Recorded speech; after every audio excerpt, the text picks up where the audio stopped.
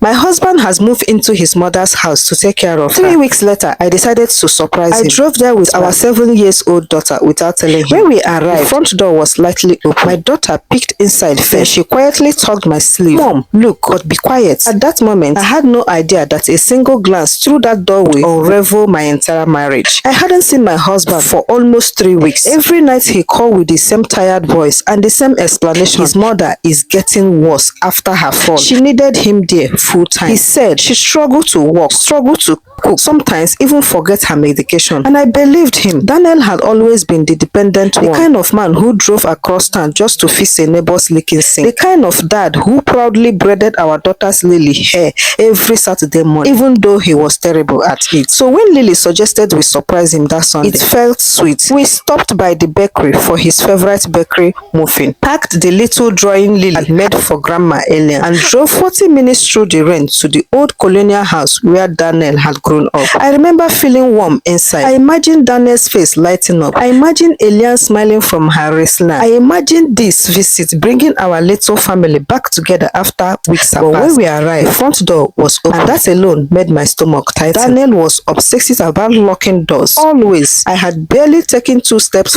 towards the pouch when Lily tugged my sleeve. Mom, look. But be quiet. She was peering through the narrow opening between the door and the frame. I leaned down beside her and looked inside. At first, my brain couldn't process what I was seeing. The light was dim but clear enough. Elias wasn't sick. She wasn't weak. She wasn't lying in a recliner. She was standing in the middle of the living room in silk pajamas, holding a wine glass and laughing. Not a tired laugh. Everyone around her, 3 women I had never seen before, were arranging flower trays, folding elegant rental tablecloths. The coffee table were covered with glossy brooches, printed menus, and what looked like sitting charts. It looked like a party being planned. And then I saw Daniel. He wasn't wearing worn-out jeans like someone caring for his sick parents. He was dressed in the pressed button-down t-shirt I had bought him for our anniversary, and standing very close to a blonde woman in a cream sweater. His hand rested on the small of her back. Then Elena said something that froze the air in my lungs. Once the divorce is done,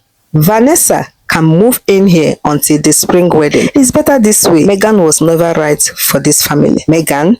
That's me. For a moment, my body forgot how to breathe. The blonde woman laughed softly and leaned against Daniel like she belonged there. Then Daniel, my husband, turns to her and kissed her. And at that moment, it's dawned to me that something fishy is happening. So my husband was not taking care of his sick mother. He was building a new life behind my back, and I had just arrived early enough to destroy it. I got Lily's back into the car before I allowed myself to brake. I buckled her seatbelt carefully. My hands only looked steady because I forced them to be. She kept wanting me with wide, searching eyes. Those eyes children have when they know something is wrong, but still believe an adult can fix it with no sentences. But I couldn't, and I busted everything into the air. First, I took a deep breath, tried to calm my system. Then I majestically walked in, smiling, and all of them were so shocked that they couldn't even believe that I would be here at that moment. When Daniel saw me, he stood up and trying to explain something, but I told him that there is nothing to explain because I've already seen what is going on. I bluntly told him that I'm not against your new wife, but the problem I will have with you is when I see you in my house again. Once you married her, make sure you rent an apartment for her and never you step your feet